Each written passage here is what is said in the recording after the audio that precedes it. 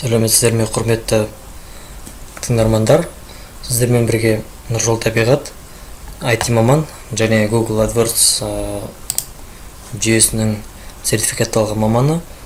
Осы жүйемен бірнеше жылдан бері түрлі компаниялардың жарнамаларын баптап, тәжірибе жинақтап келе жатырмын.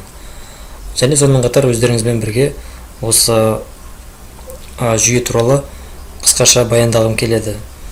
Алдағы уақытта өздеріңіз осы жүйе арқылы жеке бизнесіңізді немесе тауарыңызды, қызметтеріңізді интернет арқылы жарнамалауыңызға болады. Жалпы Google AdWords дегеніміз не деген сұраққа тоқтала кетейік. Google AdWords Google компаниясының негізгі басты жарнама өнімі болып табылады.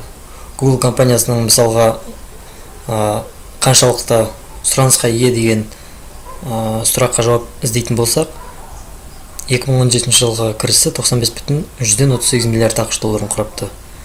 Ал дәл осы біздің мемлекетіміз Қазақстан Республикасының 2016 жылғы жалпы ішкі өнімі 133,7 миллиард ақш долларын құраған екен. Яғни бір компанияның кірісі, табысы бір мемлекеттің табысымен шамалас екен, дамушы мемлекеттердің. Осыдан осы компанияның өнімнің сұранысы қаншалықты жоғары екендігін, қоғамда қаншалықты сұранысқа ие екендігін көрсек байқай аламыз.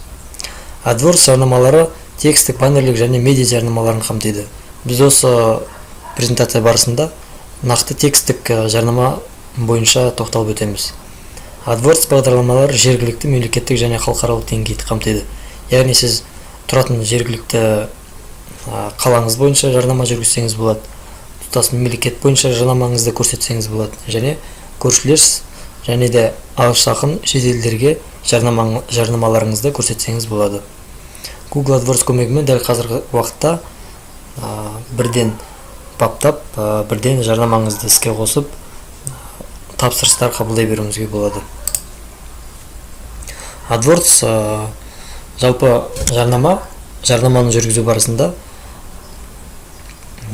кейбір ерекшеліктер бар. Мысалға, жарнаманың тақырыбы 25 символ, қалған екі жолы 35 символдан келеді. Қазір мен сіздерге көрсетейін.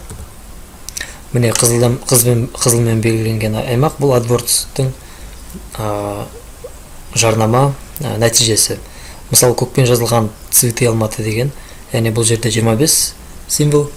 Одан кейінгі жанындағы көк жол 35 символ, және оның астындағы сипаттамасы тағы да 35 символ.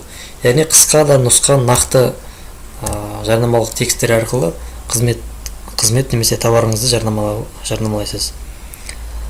Кейінгі екі пункт медиа жарнамаға арналған, яғни үшінші пунктке тоқталып өтейін.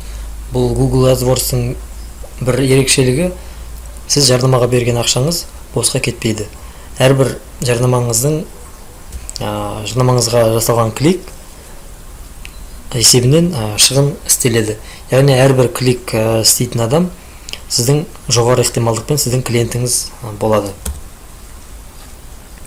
Қазір уақытта Google AdWords Google іздеу жүйесінің жоғарғы мынау қызыл аймақпен белгіленген және төменгі аймақтарында жарнамалар орналасады. Google AdWords ақылы жарнамасының тиімді жақтары. Яғни қаражатыңыздың көлеміне қарамастан Google және серіктес қызметтері арқылы жарнама бере аласыз.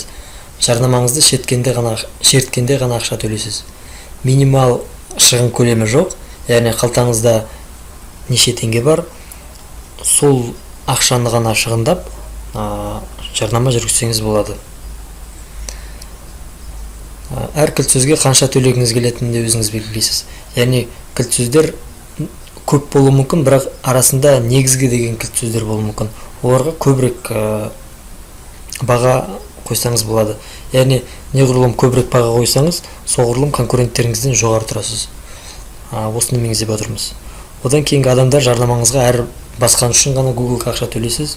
Кейін сары басылым, көшедегі баннер, жарнама тарап буклет тарату сияқты жарнама түрлеріне қарағанда әлдеқайда тиімді. Мысалы, жалдаған адамдарыңыз мысалы дұрыс таратпай қоюы мүмкін қағаздарын, немесе сары басылым, көшедегі баннерді адамдар қазір оқымайды ғой, жолда таратып тұратын қағаздарды. Яғни оқиды әрине, бірақ бұрынғыдай емес. Қазір интернеттен жарнаманың үлесі, басымдылығы артып кетті. Және конверсияны қадағалау. Дәл сол уақытта жарнамаға кеткен шығынды біліп отыра аласыз.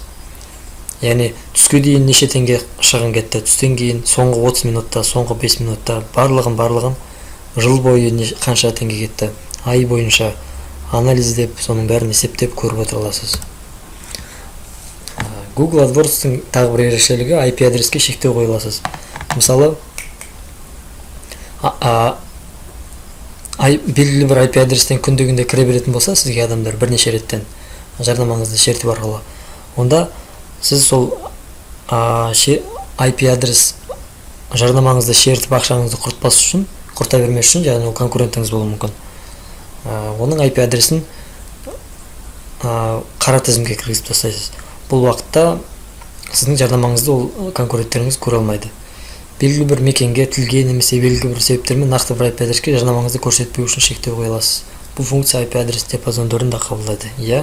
IP адрес диапазондары дегеніміз, яғни белгілі бір өңірге, белгілі бір себептер байланысты жарнаманы көрсетпеу қажет болатын шығар. Осындай жағдайда іске асыруға болады.